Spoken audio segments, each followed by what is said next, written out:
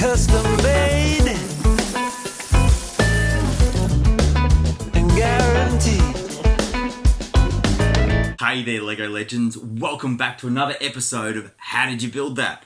It's the Highwire challenge from episode 10. And oh my god, what an amazing episode it was. Once again, I'm incredibly grateful that I was in season 3 and not season 4. The pressure that these guys were under, unbelievable. The thing about this challenge is that you needed to have a thorough understanding of mechanisms to be able to do most of those contraptions. The movement that Dan and Kirsti put in, as they described, was probably the easiest way to do it.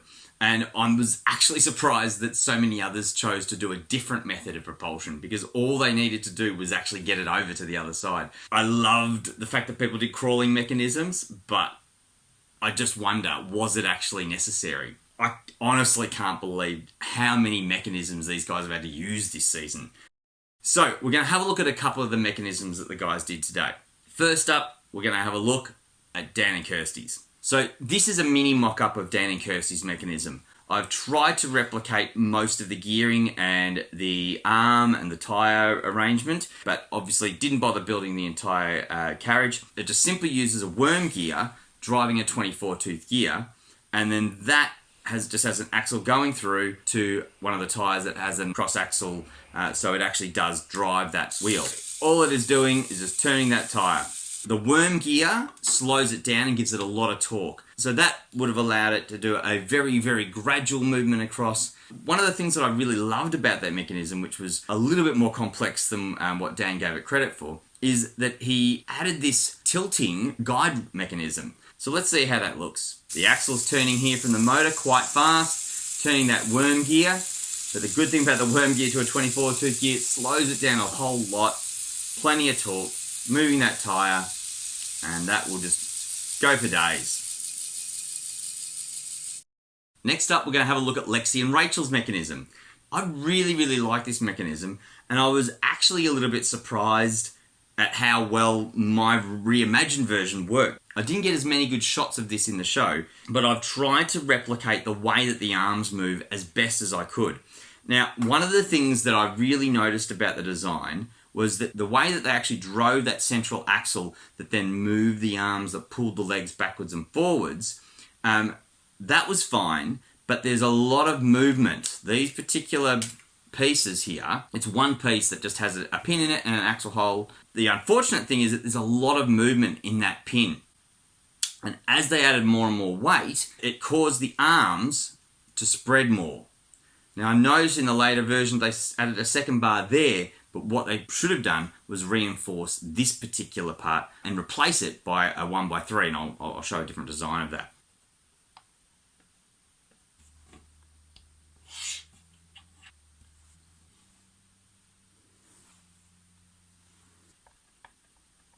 This 24-tooth gear is also driven by a worm gear. Again, great way to slow things down and give it more torque. What's most interesting here is the motion here. This motor it looks like it's making it go backwards, which I guess it is, but it pulls the arm, which is pivoting off this arm, and in the process, it's being dragged the opposite way. So as this pulls it backwards, it's actually moving the arm forward. The pivot is around about the middle point of these beams, and these two inverted slopes basically are set there to grab the wire and hold it in place. Now, as I said, I was incredibly surprised that my mechanism worked. I basically built this without testing it, and the very first attempt actually worked. But as you can see, that's not coming off the rails anytime soon. So well done to Lexi and Rachel for creating such a fantastic little mechanism. It's a shame that once they added all that weight that it caused it to fail, because it really, really is an inspired mechanism.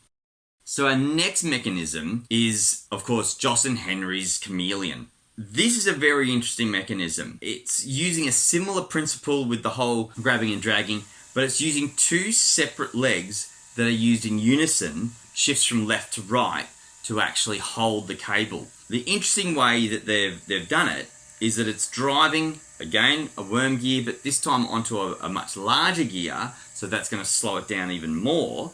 So it's driving a 40-tooth gear here, So it's going to be much slower than the 24 tooth gear. But the way they've chosen to do their action is by using two beams either side of it that are actually causing these two arms to be permanently at opposite ends of their cycle. Now the second set, they're just what we might call a slave set of gears. They're causing the two beams to go round together, but it's not actually being driven at all. The only reason that these guys go around is because these two connecting beams, they just connect to it and cause them to follow whatever's happening on the front set of legs. So let's have a look at it in action. So these claws do a great job of grabbing that high wire and making sure that it does locate where they want it to on those legs, and very securely hangs it once it's got that other leg over. These rear legs are absolutely dependent on these front legs. So if they get into any kind of trouble, these will start to lock up. Now, as you can see, as it starts to climb, there's a bit of a as it comes over the cycle. And you can see this one lifts and this one struggles to follow.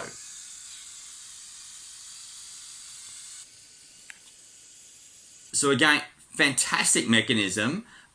Really inspired. Looked fantastic. Did the job. Unfortunately, didn't do it on the 10-meter high wire. But I wonder, did it need to be that complex? I am truly amazed at the variety of mechanisms that the guys used. So surprised that they didn't just all use tires or use wheels to take it along. But hats off to them all for having a really good go at, I would argue, one of the biggest challenges any Lego master has ever faced. So my intention was to actually look at everybody's mechanisms, but there wasn't quite enough details in the shots for me to be able to replicate them well enough. I would have just been guessing a lot. So the mechanisms weren't any less in my mind. It was simply because I couldn't get a good shot at them to be able to actually rebuild them accurately. So thanks for joining us for another episode of How Did You Build That? Make sure you subscribe. We've got a couple more episodes coming up, and we've got plenty more to come after that.